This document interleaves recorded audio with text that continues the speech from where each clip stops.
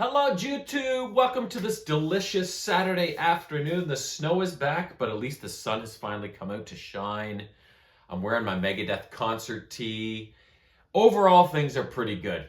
And I've got 5 cool things for you today. We got 2 books, 3 video games, all very entertaining stuff. Let's get into it. First up, the second book of the current trilogy of books I'm working on in the Xena expanded universe called Questward Ho. So this was produced in the year 2000, and if you remember the first book, I talked about how King Menelaus had called a bunch of warriors to his palace with a make-up story about going out and finding some sort of artifact that was precious to his family or something like that. But really, it's all a scheme to get them to find Helen, who has run off with Paris and wants nothing to do with Menelaus, but he wants her back at all costs. So this is his scheme to do that. So in the first book, Joxer the Mighty, who sometimes hangs around with Xena and Gabrielle, was one of these people called to the palace, and he thinks he's on this honorable quest, and Xena and Gabrielle are going after him to be like, Joxer, it's all a trick. Like, he's just trying to get Helen back, and she doesn't want to go back to him. Like, this is a false quest, and it's stupid to begin with. The guy's an asshole, right? So they that's how the first book went. And eventually Joxer took off. Gabrielle was following him, and then Xena was following her, all to try and get Joxer to stop this quest and bring him in line, and for them to hopefully be able to find Helen before Menelaus does and warn her that he's got these goons out looking for her, sort of thing. So as this book starts off, at the end of the last book, Gabrielle had finally caught up to Joxer, and Xena had finally caught up to the two of them. So they are now on a ship, sailing the oceans.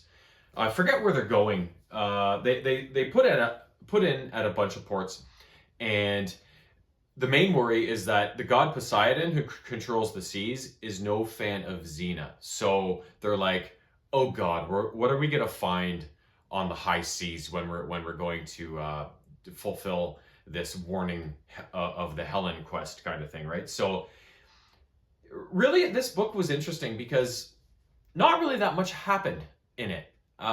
It was kind of weird. It was enjoyable to read. It was a quick read, but not really much of anything really happened. So they're on the boat a lot. They were being chased by Draco, who's now actually in love with Gabrielle because of a love potion or something, I believe. And they're trying to convince Joxer the whole time that this quest is not real, and he's not believing it.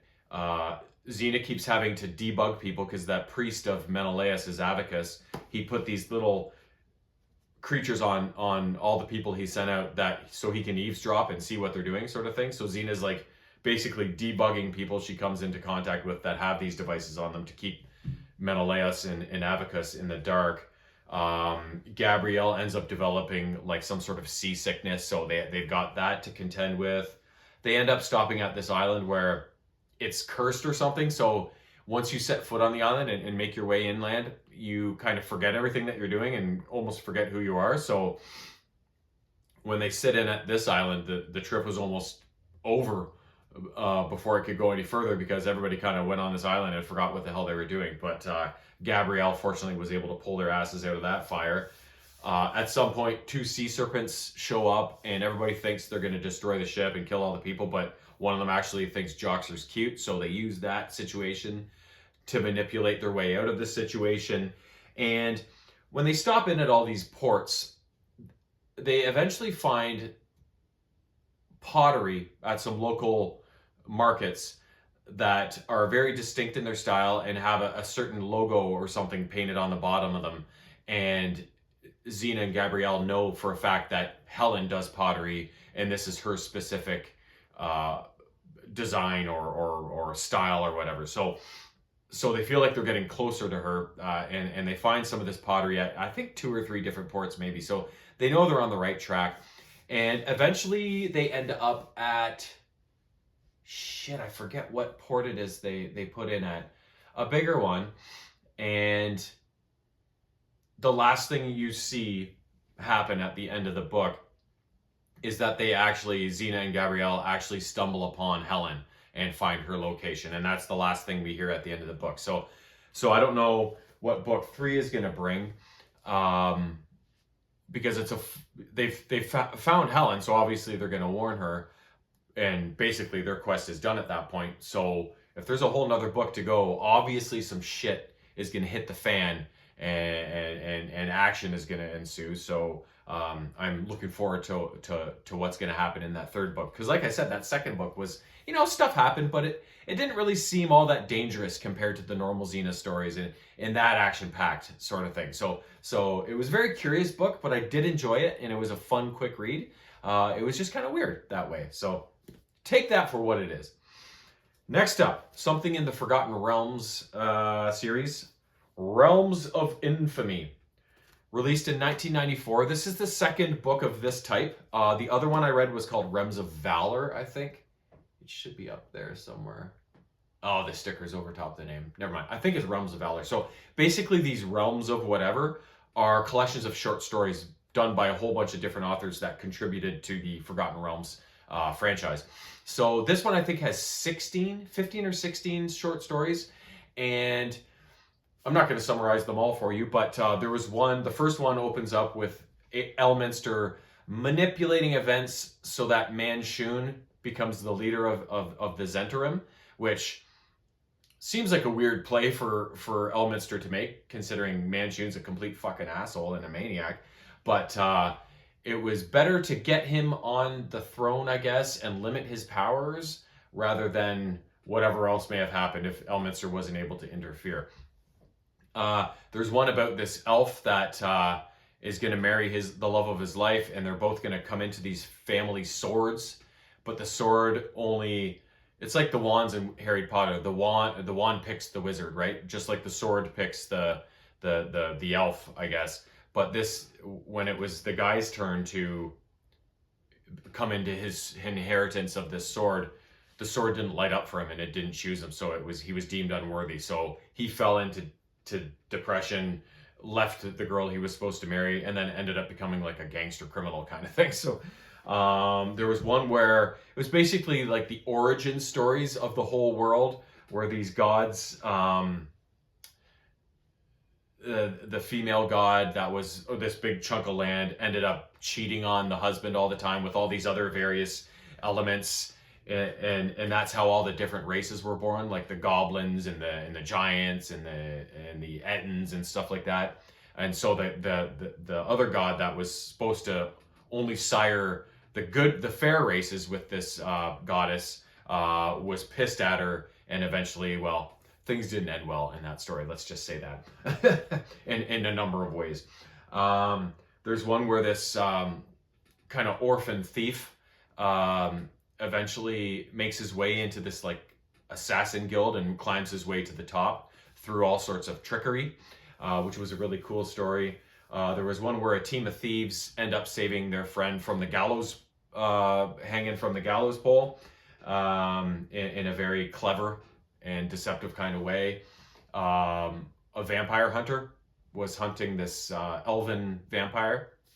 That was a really cool story. And then a whole bunch more. This is a really cool book. I like it when they do short stories, because in reading these short stories, it's amazing how in the span of 20, 30, 40 pages, whatever the story might be, they can weave such a complicated and in-depth tale in that short a time and actually get you attached to the characters and turning the pages like, oh God, I wonder what's going to happen next, right? It's a really impressive thing to do, to drag people into that little universe that is so small in terms of the number of pages, but comes across as so big when you're reading it and you're imagining all this stuff happening in your mind as you read it, right? So really cool book. I'm not sure if I have any more of these realms of whatever. I think I do. I think I might have one or two more. So those books to be read are in my closet top shelf right now, and the stacks are still pretty high. So every time I go in there to pick out the next book, I'm like, ooh, I totally forgot I had this one. It's actually quite fun. So turning our attention towards video games, I got 3 really cool games here. The first one up came as kind of a surprise to me. I found it after the fact, and as soon as I found it, it was really cheap, and I was like, "Oh yeah, that's a guaranteed download on the PS5, I believe I played it on." And the game in question is called Dead Island Riptide.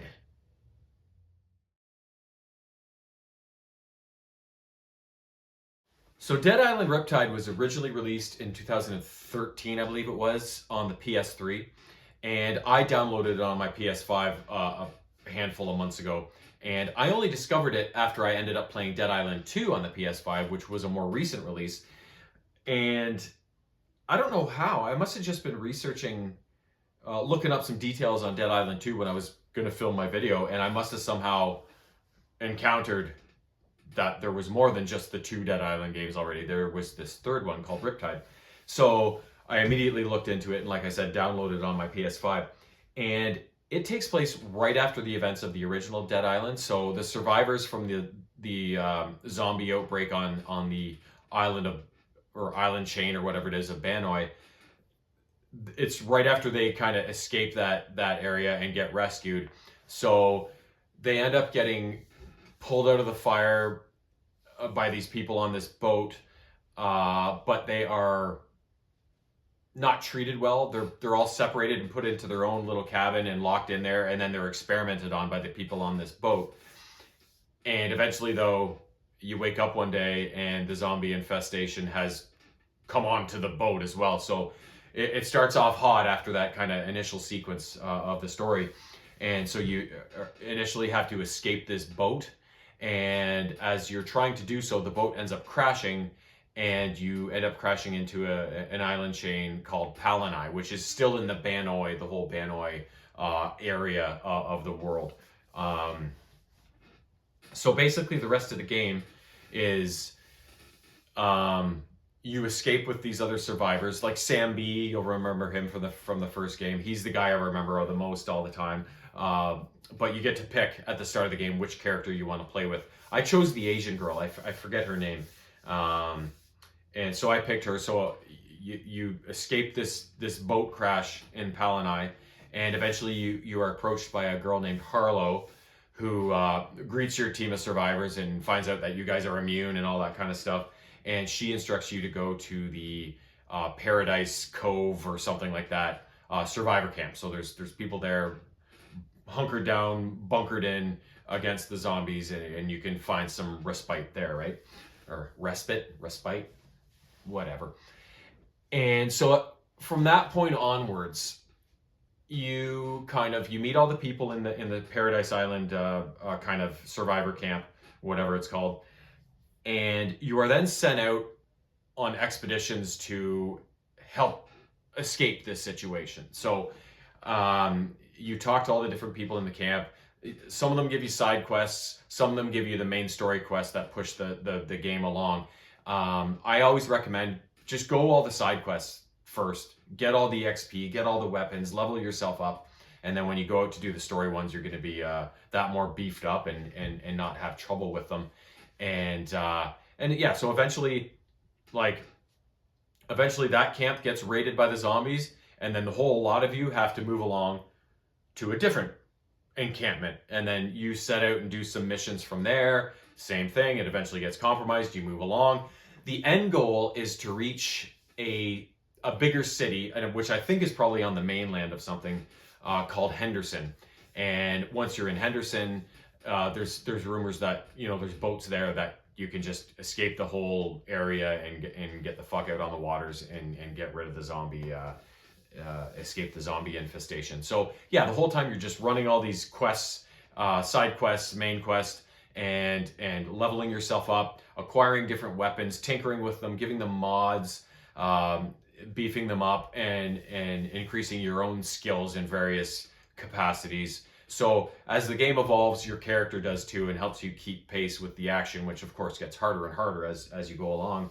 And yeah, eventually, the main villain in the game, other than the zombies, of course, is a guy named Frank Serpo. And so as the game is coming to a conclusion, you find out who exactly is responsible for that zombie outbreak. And of course, this Serpo guy is in on it, so you kind of have to deal with him along the way as well, and in the end get on the boat and escape.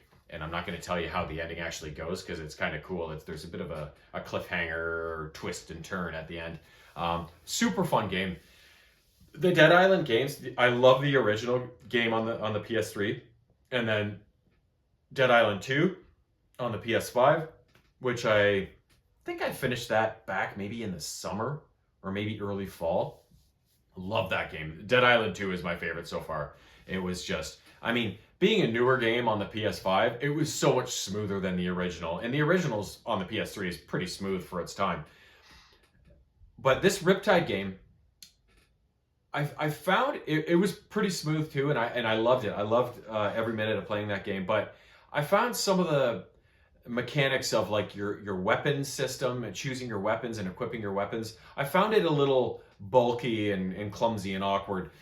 So that was kind of my only downside of the game, is that the mechanics of it were a little off compared to the other games. Now maybe the original Dead Island was like that as well, and I just don't remember.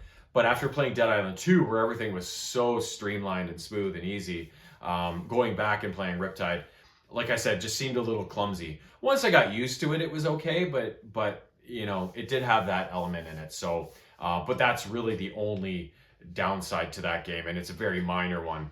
But otherwise, just a fantastic game and a great story and just so much fun.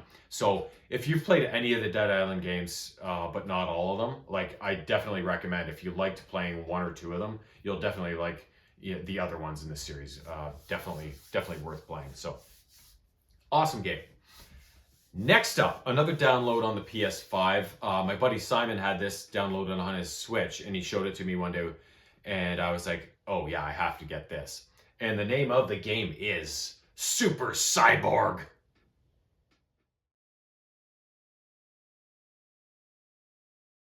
This sweet little title was originally released back in 2015, I believe it was, and it is a side-scrolling NES style run and gun shooter, and it is obviously very heavily influenced by Contra, the original Contra game, because the levels look just like they were copied and pasted from the Contra game and just given a different look and different enemies and a different story kind of thing. Like, but the basic premise and look and concept of the game, identical to the original Contra game. And to me, that's not a bad thing. Like, Contra is one of my favorite games of all time. So you want to give me more Contra type games? Bring it on, right? So the story is you play as this cyborg warrior who goes to investigate this island where they've measured these weird kind of emanations or something coming from it, and they don't know what's up. And it turns out some scientists were fooling around on that island where they had this facility with like some aliens in it, and they awoke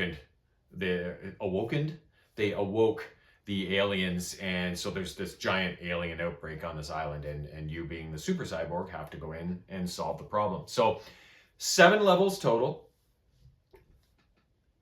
6 of the 7 are all side-scrolling. One of the levels, level 6, is a top-down, which the Contra games also did. They did 1 or 2 levels per game that it was more of a top-down from above kind of view. So, and at the end of each level, obviously a big boss.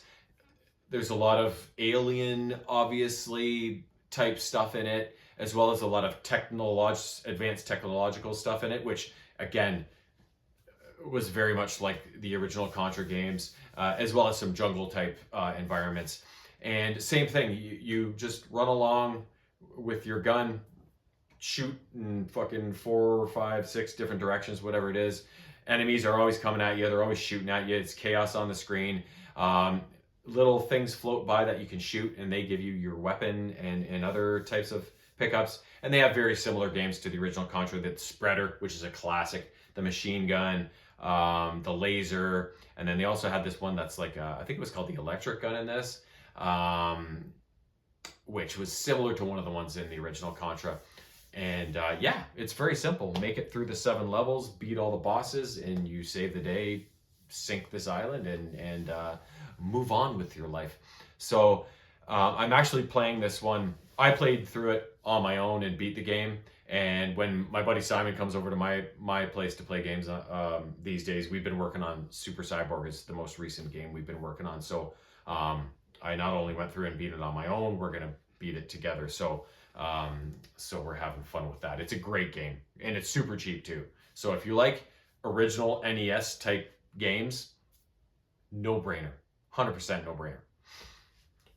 Last up, in this game, I just recently finished playing through on my own. And before that, I had also played through with my buddy Simon when he was coming over for game night. And super fun game, released just at the end of this past year, at the end of 2025, just before Christmas. It was a great Christmas present to myself. Marvel Cosmic Invasion.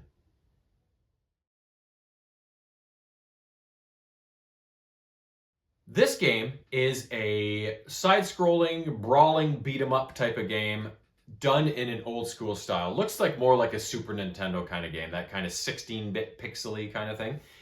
The story of it is that this fiend of a villain, Annihilus, has come to Earth and he's planning on taking over and enslaving everybody, and he's using these kind of bug larvae things to do it. Like sometimes you have to face the bugs on their own, sometimes they inhabit the bodies of other types of aliens or whatever, and you have to stop this invasion of Earth from happening. And I think there's 15 total characters you can use.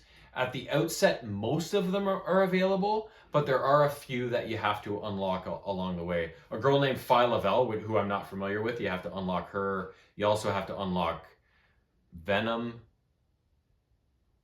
and then Silver Surfer as well is one of the guys you have to unlock. There might be another one or two, but most of them are available from the start, but there are some unlocks you make by completing certain levels. As for the total number of levels, I don't remember counting, but I would want to say at least a dozen, probably even a little more than that. It's actually a fairly quick game to play through because the levels aren't super long and the game isn't super hard. The final boss fight against Annihilus is a pain in the ass, but the rest of the game is all fairly manageable. And so, yeah, you play through as these various Marvel characters. You can play with up to 4 players, and each player picks 2 characters. So you can press L2 to swap between your characters at any given time. So depending on what type of character they are, some characters like Ghost Rider shoots his ghost guns or whatever the hell they are, and Rocket throws grenades. So you got these guys that have these ranged attacks, but then you have somebody like She-Hulk or Beta Ray Bill that are more big characters that are more brawlers, and I'll do a lot of punching and what like that. Most characters have some melee moves as well as some sort of projectiles, not all, but they all differ in the nature of their types of moves. So you will definitely find you will like some characters more than others and be prone to pick those characters. But when you're making your way through this game, each level has 3 objectives to complete if you want to knock off these little things that gain you.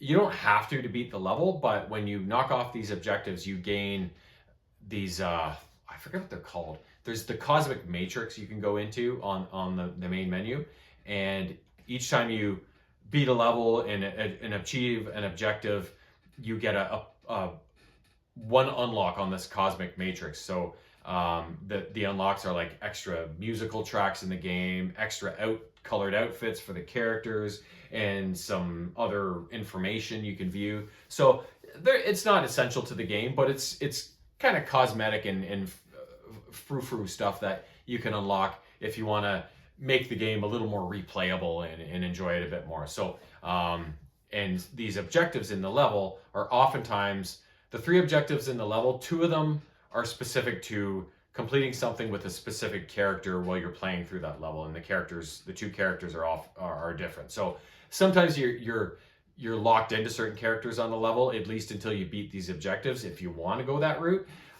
which again, like I said, it makes the game more replayable. It makes you want to go back and get everything, and in doing so, you also level the characters up more, so they can go to a maximum of 10 levels with their XP, which makes them more powerful. It increases their hit points. So there's lots of stuff going on in this game, despite it being a very short length.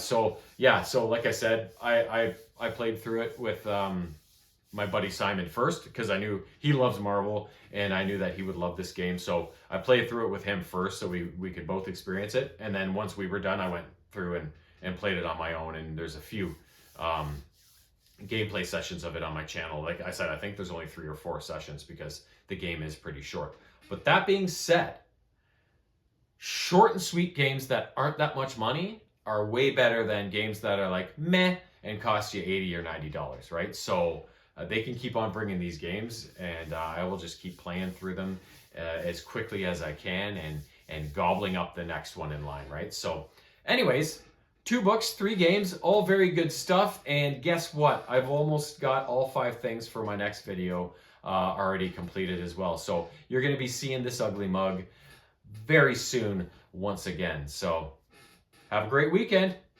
Peace.